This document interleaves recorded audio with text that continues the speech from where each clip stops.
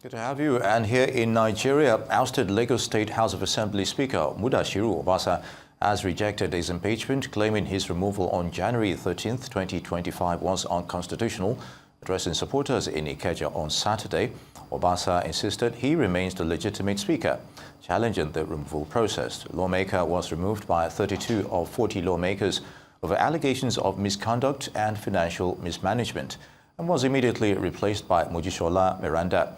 Obasa denied corruption allegations, questioning the claims of a 16 billion naira gate construction and 1 billion naira Hilux vehicle purchase.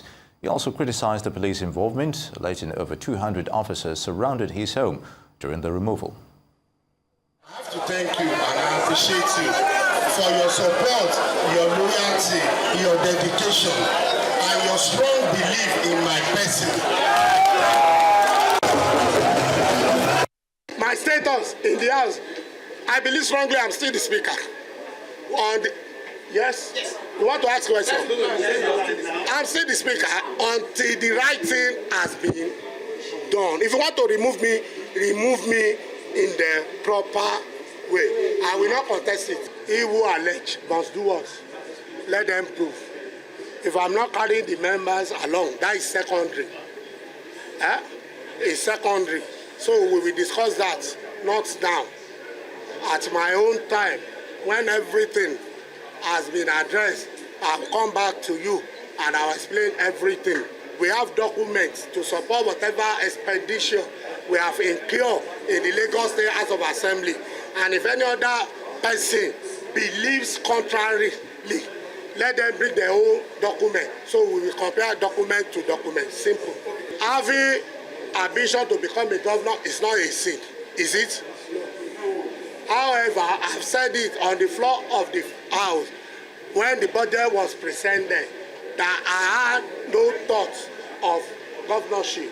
But that does not mean what? That I'm not qualified or I lack experience. So, and I still maintain that position. But in the whole of Lagos State, let any leader, anybody come out to explain that Obasa approached me and he says that he wants to become a governor. It's as simple as that.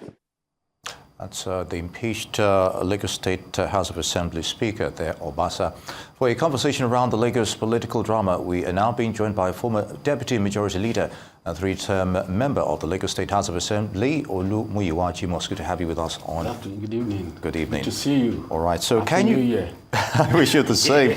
So can you explain the reasons behind the former Speaker Obasa's impeachment and events that led to it? We've seen quite a lot of narratives from different angles, but what are your thoughts? Well, it's an obvious reason. The removal of the motion that led to his removal from office, Honorable, is one of our junior colleagues, now a ranking member, list itemize and characterize the issues. The issue of financial misappropriation, misconduct, no respect for the rules of law and the tradition of the House, no respect for merits, and high-handedness in which the way and manner in which he handles colleagues, which I'm also I can affirm and testify to, and that is one of the reasons why some of us in the 8th and 9th Assembly were always in confrontation and with him, which some of the new members do not that they don't see merit in what you are saying, but they feel that we should tolerate him, whether he can still change. But eventually they discover that he's becoming something else. Eventually, he's become a Frankenstein monster within the assembly premises. And before he could realize it, the motion was moved, it was carried by 33 members, not 32. Even those who are not in the country were even ready to sign its removal. And I can assure you, by Monday, don't be surprised that you will see 39 members affirming his removal. Abuse due process, no respect for merits. The committee of the House, which should be the responsibility of members who are not principal officers, the way he presented himself as they are holding forth for him as the Alpha and Omega of the house. Above all, abuse of power. And it's a lesson to every one of us that, as Lord Aten we say, Lord Aten said power enslaves, and absolute power enslaves absolutely. And if a man is being entrusted with power, there's highly possibility of him abusing it. He has abused the power severally. They were rejoiced, the people in the House of Assembly, both the staffs and the staff of the Assembly and the honorable members, including those who have activities and things to business to carry out in them. They were full with joy that it was removed. They were like the captivity of Zion. Very good. That was released for relief from their pains. Very good. If I may comment in now, you said you've been tolerant, but one would wonder, 10 years it's been there on the saddle, and why wait that long? I mean, before now? Well, the parliament is another ball game entirely. It's different from other part of arm of government. And he is not aware that the relationship between the speaker and the honorable members is a different ball game from the relationship between the governor and his commissioners. For him to wait that long, some of us, like myself, don't let me claim the glory, myself, Honorable Abiru, Honorable Oshun, representing mainland now in the House of Reps, Honorable Rahim from Bejuleki, Honorable Abiru, representing Shomolu constituency 2 then, we have been vociferously antagonistic to some of the ideas that is anti-development. We have been, but majority of the new members don't see, it's either they don't see merit then, or it does not occur to them.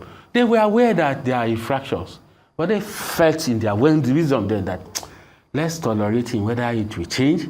And some even feel that even with all this that we have pushed forward, let us allow peace to reign, that they don't want it to be discussed, which I'm not comfortable with. Maybe because of my background from the student days as an activist, seeing things that are, as Paul Baran will tell us, that the desire to face the truth and tell the truth is only condition of being an intellectual. Others are just courage and readiness to carry it out. So some of them don't see, and because of personal gratification, because when he says, you are a first-timer, you are a new member, you are not entitled to some grade A committee, not because of the juicy and finances that are involved. You can't handle such thing because your experience from where you are coming from, you won't be able to tackle some of it. What do you think is fueling his confidence that he still remains speaker, even when the deal has been done here? I mean, 32, that's a huge chunk of the assembly members coming together and passing. That shows you the kind of human being. What is fueling that confidence that he still remains? Because even to a large extent, the earlier reports we're getting that some of his legal team might have at some point even advised him opposing the decision of the House. Let me now demystify your already mystified impression about him. If his legal team are saying all that, don't you think the lawyer needs money to get money from him? He has accumulated and acquired illegal money of the House illegally. So that one is also one of the confidence. 2, lawyer will make money. It's their profession. They make money from crisis. The third issue is an empty threat. If you look at him, it's very unstable. Well, why didn't some would argue that the issue with the EFCC, while all these allegations have been piling up, at some point they tried to investigate, but the matter didn't come to bear, and one would even expect that. Well, I don't want to hold forth for the EFCC. Yes. I know at appropriate time he will be invited to, and he will be investigated. And I don't think he's going to escape the allegations. I will give you one in the Ninth Assembly. And I challenge him. And I've always been challenging him. He got an invoice from Eliza Demoto. And he brought in the vehicles from Republic of Benin through the back doors. So it's sufficient to convict him. It's sufficient, but that is left for the EFCC to try him. And we have been warning him against this. He sees us as his enemy. Now, Nemesis has now catch up with him. He claims that he's majority. He's now in the minority now. All right. So some critics have argued that his impeachment may be politically motivated. And, what are your thoughts on the role of politics, regarding genuine concerns in this case? He's saying that, okay, fine, he wants to, there's nothing wrong in him, vying for governorship elections and stuff like that. In Ghana or in Lagos, yeah. So what are your thoughts in that regard? What is motivated, what is politically motivated in that? For 33 members, which I can assure you, the least metamorphosis into 38 or 39, that removes him. Because some of the members were not around. Except for one member who is saying that they should, I don't want to mention it so that I will not go, I will not come. But why didn't the assembly wait for him to come back? It doesn't matter. You see, because those are some of the arguments out there. You see, what is out there, we must correct that impression. The methodology and the style of removing governor is different from the speaker. The speaker is first among equals, is equal among within his colleagues. And why I'm saying this is that you can be speaker in the morning and without even offending your fellow colleague and decide that they want to try another person, provided they have 2/3. 2/3 of 40 is 27. Let's even assume it's 28 because of the fractures that is behind the 27. So you can be speaker in the morning, you go in with your convoy, and in the evening, you come back, perhaps eventually driving yourself home. But he doesn't realize that. He is equating himself with the executive governor of the state. It is the governor of the state that requires notification for impeachment, and it has a process. But your fate is being determined by your colleagues. And these are your colleagues you don't have respect for. You see them as your employee, and you relate with them on an employee and employer relationship. That that concept and that idea has always been with him, and it is the same ignorance. It's a person I know very well. He's very comfortable with his ignorance, happy over his ignorance. But it is left for the honourable member who removed him to let him know that he's going behind his boundary. It may be advanced to his suspension. I'm just proposing that because what he did by saying that he's still the speaker is not only unethical, it's so-called unthinkable for somebody that has been removed as the speaker of the house. You see, when power goes to your head too much, you have been the speaker for about close to 10 years. It's now up to 10 years. By June, it will be 10 years. Okay. It is only Kuforiji that is still have that record of being speaker for 10 years. The thing got to his head, and he assumed is the blood of the minor. Let me put it that way. And in a simple sitter, for somebody that was elected just like every other member, and you see your colleagues as people that are not relevant, that you can determine their fate, you talk to them as if they are your cook. Even if they were your cook or your housemate, you should have regard for them. All right. On that note, so what with his removal, what should be the state, what should the assembly prioritize, to restore public confidence and, of course, stability? Apparently, the day the announcement of his removal was announced, there was serious rejoice from staffers and the members because they were like the captivity of Zion. They were rejoicing as if they have just left Egypt, that they are going to Jerusalem. So, they embrace. He militarized that place. He made the assembly in his own image. In fact, he's playing God. He talks to people anyhow. He made a level 12 the head of a department ahead of level 17. You want to kill human beings? Somebody that has floating energy and everything in service for that and is looking at his retirement. Suddenly reduce him to nothing without any offense. Without any offense. None of our colleagues that is not happy with this development. I've not been to the assembly since he was returned as speaker because people don't know him. But I told him, with time, people will know your interest. All the other members who don't see merit in what we are saying, they now, they can now see how terrifying it could be. As I said earlier, Frankenstein monster that, that is ready to kill every progressive thought. So on the issue of stability now, how do you restore public confidence? The new speaker have started well. It's consulting those who she needed to consult for the development of the house. The staffers who have been placed in their right direction.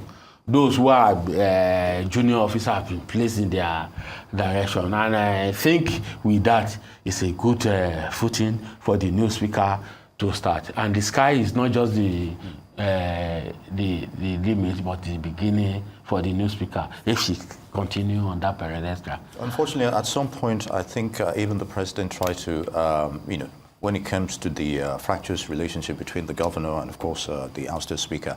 But things didn't work out the way you would expect. So what does that tell you about the person of Mr. Obasa and him still standing on his conviction? It was the new principal, the new leadership of the house would allowed him to even pack his personal belongings, personal effects. He now converted the Speaker's Lodge into a rallying point where he addresses. I'm saying it quite advisedly. That's not quite advisedly. You shouldn't. I know him now. You know, I worked in the assembly for 12 years. But you shouldn't use this medium No. I know. You see him. He's under pressure. All right. He's under pressure. What lessons are we learning from all of this scenario, and to prevent scenarios like this from happening again? Well, it should be a smooth transfer of when it comes to a change of leadership, as it were. But unfortunately, this is what we have in Lagos right now. Briefly, please. Hopefully, the challenge has provided the unique opportunity to affirm the reputation of rebuilding the renewed House of Assembly. Secondly, it also tells every one of us that abuse of power has an expiring date, which has expired. That is why he was emotionally unstable and unable to, to get himself. The way you see him, the way he's addressing the crowd.